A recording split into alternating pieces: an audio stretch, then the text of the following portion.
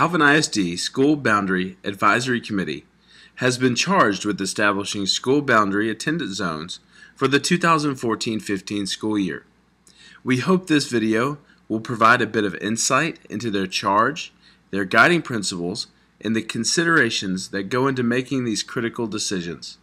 We also hope that Alvin ISD's vision of a commitment to excellence for all students in every program is evidenced through this process. As Alvin ISD continues to grow by nearly 900 students a year, additional schools have been added in the most densely populated areas of the district.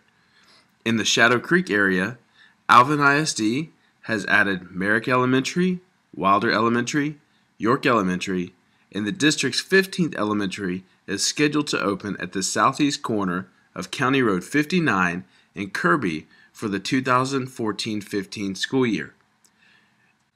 Growing populations, economic conditions, and family decisions, evidenced by our population explosion, creates the need for additional schools and the shrinking of current school boundaries to prevent campus overcrowding.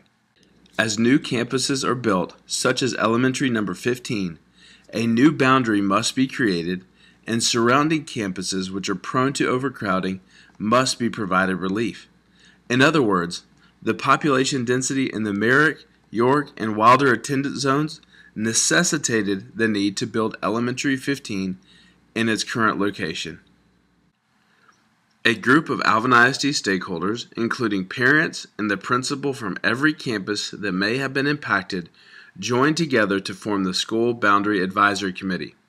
This group was provided a purpose which included the following: form attendance zone recommendations that minimize the number of school changes experienced by each family, and minimize travel time and provide equitable travel distances for all students, whether they reside in a single-family home or apartment complex. Try to eliminate overcrowding by optimizing facility usage and accommodating future growth patterns. The committee will also present their recommendations to the Alvin ISD Board of Trustees. The priority of Alvin ISD is to ensure that every student receives a quality education with equitable consideration given to the following SBAC decision principles, regardless of whether they reside in a single-family home or an apartment complex served by Alvin ISD. The SBAC will strive to create neighborhood schools while attempting not to divide immediate sections of the subdivision. Natural boundaries such as easements, green spaces, and roadways are used for this purpose.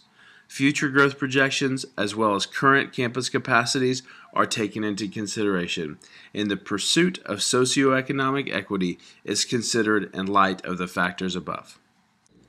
The committee reviewed various boundary options and charged the district with seeking additional information and providing modified scenarios.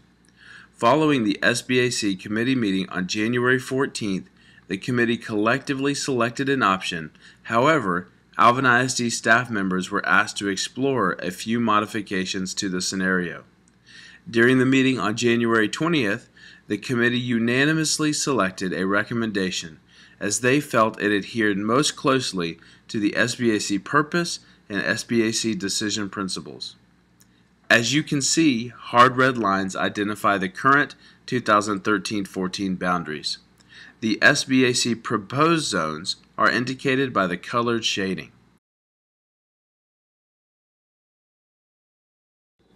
The proposed zone for Elementary 15 places the campus near the geographic center of its attendance boundary. In almost every other instance, the current attendance boundaries are shrinking to provide needed attendance relief. As the population density has continued to increase, reducing the size of existing attendance boundaries is almost inevitable to prevent substantial overcrowding. The SBAC committee has also included a recommendation to make a small modification to the attendance boundary that divides Nolan Ryan Junior High and Manville Junior High at Rodeo Palms. The final SBAC recommendation includes a grandfather clause which would allow the 2014-15 5th and 8th grade students to have the ability to remain at their current campus, assuming parents have the means to provide transportation. Expanding the grandfather clause to additional grades will not provide the needed enrollment relief to prevent overcrowding.